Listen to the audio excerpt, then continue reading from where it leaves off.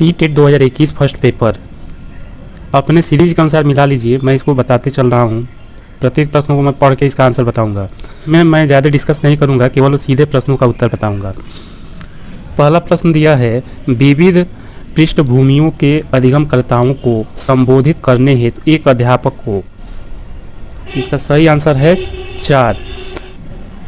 विविध विन्यासों से उदाहरण लेने चाहिए। प्रश्न नंबर 2 कर रहा है, समस्या समाधान क्षमताओं को किस प्रकार सुसाध्य किया जा सकता है। इसका सही आंसर होगा दूसरे का पहला सही है, समरूपों के इस्तेमाल को बढ़ावा देकर। समरूपों के इस्तेमाल को बढ़ावा देकर। प्रश्न नंबर 3 कह रहा है, अधिगम कठिनाइयों से जूझते छात्रों की ज़रूरतों को संबोधित करने के लिए एक अध्यापक को क्या नहीं करना चाहिए। नहीं वाला प्रश्न है। इसका तीसरे का सही उत्तर होगा 2, शिक्षा शास्त्र और आकलन की जटिल संरचनाओं का प्रयोग। ये नहीं, निगेटिव वाला प्रश्न है, इसका ध्यान। 4 नंबर प्रश्न है, सृजनात्मकता की पहचान का प्रमुख लक्षण क्या है। इसका सही आंसर होगा 4 का चौथा, अपसारी चिंतन। दिया है, निम्नलिखित में से अध्यापन अधिगम को सबसे प्रभावशाली माध्यम कौन सा है। 4, संकल्पनाओं के बीच संबंध खोजना। अगला प्रश्न देखते हैं। प्रश्न संख्या 6 है, एक अध्यापिका को दिए गए किसी कार्यकलाप में छात्रों को विभिन्न त्रुटियों का विश्लेषण करना चाहिए, क्योंकि। इसका सही आंसर होगा 4, त्रुटियों की समझ अध्यापन अधिगम प्रक्रिया के लिए अर्थपूर्ण है। अधिगम की अभिप्रेरणा को किस प्रकार कायम रखा जा सकता है। इसका 7वें का सही उत्तर होगा 4, प्रवृत्ता अभिमुखी लक्ष्यों पर जोर देकर। शर्मिंदगी। 8वें का सही उत्तर होगा 4, शर्मिंदगी का संज्ञान पर नकारात्मक प्रभाव पड़ सकता है। अगला प्रश्न है 9, अधिगम का संरचनात्मक विचार यह सुझाव देता है कि ज्ञान की संरचना में। इसका सही आंसर होगा 9 का 1, ज्ञान की संरचना में बच्चे सक्रिय भूमिका निभाते हैं। देखते हैं 10, अधिगम के लिए निम्न में से कौन सी धारणा उपयुक्त है। 10 का सही आंसर होगा 3, योग्यता सुधार्य है। संख्या 11 देखते हैं, निम्न में से कौन सा परिपाटी विद्यार्थियों में स्पनात्मक समझ में बढ़ोतरी करने में सहायक है। 11 का सही आंसर होगा 2, अन्वेषण और संवाद। बच्चों को सीखने में कठिनाई होती है जब। इसका सही आंसर होगा 12 का 3, सूचना अलग अलग टुकड़ों में प्रस्तुत की जाए। अगला प्रश्न है 13, अधिगम की सर्वोत्तम अवस्था कौन सी है। 13 का सही आंसर होगा 1, संतुलित उत्तेजना, कोई भय नहीं।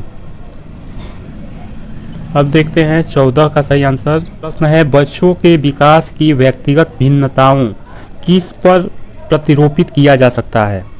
14 का आंसर होगा सही 2, आनुवांशिकता एवं पर्यावरण की पारस्परिकता पर। अगला प्रश्न देखते हैं। प्रश्न संख्या 15, एक कार्य के दौरान सायना स्वयं से बात कर रही है कि वह कार्य पर किस प्रकार प्रगति कर सकती है। लेव वाइगोत्स्की के भाषा और चिंतन सोच के बारे में दिए गए विचारों के अनुसार इस तरह का व्यक्तिगत वाक्य क्या दर्शाता है। इसका सही आंसर होगा 15 का 4, स्व नियमन। प्रश्न संख्या 16, मूल्यांकन पद्धतियों का लक्ष्य होना चाहिए। इसका सही आंसर होगा 1, विद्यार्थियों की जरूरतों एवं आवश्यकताओं की पहचान करना। प्रश्न संख्या 17 है, एक गतिविधि के दौरान छात्रों को संघर्ष करते देख एक अध्यापिका बच्चों को संकेत और इशारे जैसे क्या, क्यों, कैसे प्रदान करने का फैसला लेती है। लेव वाइगोत्स्की के सिद्धांत के अनुसार अध्यापिका की यह योजना। इसका सही आंसर होगा 17 का 4, होगा अधिगम के लिए पाठ आधारभूत संरचना का काम करेगी। अगला प्रश्न देखते हैं 18। प्रश्न संख्या 18, एक खेल क्रिया के दौरान चोट लगने पर रोहन रोने लगता है। यह देखकर उसके पिता ने कहा, लड़कियों की तरह व्यवहार ना करो, लड़के रोते नहीं हैं। पिता का यह कथन। इसका सही आंसर होगा लैंगिक रूढ़िवादिता को दर्शाता है। प्रश्न संख्या 19, एक प्रगतिशील कक्षा में। इसका सही आंसर होगा प्रश्न 1, ज्ञान की संरचना के लिए प्रचुर मौके प्रदान करने चाहिए।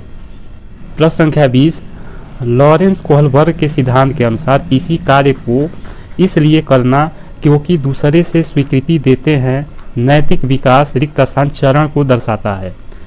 20 का चौथा सही होगा प्रथागत। प्रश्न संख्या 21 बच्चों के समाजीकरण के संदर्भ में निम्न में से कौन सा कथन सही है? 21 का सही आंसर होगा 3। विद्यालय समाजीकरण का एक द्वितीयक कारक है और परिवार समाजीकरण का एक प्राथमिक कारक है। प्रश्न संख्या 22 बहुबुद्धि का सिद्धांत जोर देता है कि, इसका सही आंसर होगा 1। बुद्धिमत्ता की विभिन्न दशाएं हैं। प्रश्न संख्या 23 जीन पियाजे के संज्ञानात्मक विकास के सिद्धांत में पूर्व संक्रियात्मक अवस्था में विकास का मुख्य गुण क्या होता? इसका सही आंसर होगा 4। विचार सोच में केंद्रीयकरण। विकास के संदर्भ में निम्न में से कौन सा कथन सही है? प्रश्न संख्या 24 इसका सही आंसर होगा 2। विकास बहुयामी होता है। अगला प्रश्न संख्या 25 लेव वाइगोत्स्की का सामाजिक सांस्कृतिक परिप्रेक्ष्य अधिगम प्रक्रिया में रिक्त स्थान के महत्व पर जोर देता है। इसका सही आंसर होगा 3। सांस्कृतिक उपकरणों। अगला प्रश्न है 26 जीन पियाजे अपने संज्ञानात्मक विकास के सिद्धांत में संज्ञानात्मक संरचनाओं को रिक्त स्थान के रूप में वर्णित करते हैं। प्रश्न संख्या 26 का सही आंसर होगा 2। स्कीमा या मनोबंध। प्रश्न संख्या 27 एक समावेशी कक्षा में रिक्त स्थान पर जोर होना चाहिए। 27 का सही आंसर होगा 2। हर बच्चे के सामर्थ्य को अधिकतम करने के लिए अवसर प्रदान करने। प्रश्न संख्या 28 दिव्यांग जन अधिकार अधिनियम 2016 के अनुसार निम्न में से किस शब्दावली का प्रयोग उपयुक्त है? प्रश्न संख्या 28 का सही आंसर होगा 1। छात्र जिसे शारीरिक दिव्यांगता है। जन्म से किशोरावस्था तक बच्चों में विकास किस क्रम में होता है? प्रश्न संख्या 29 का सही आंसर है 3। सांवेदिक मूर्त अमूर्त।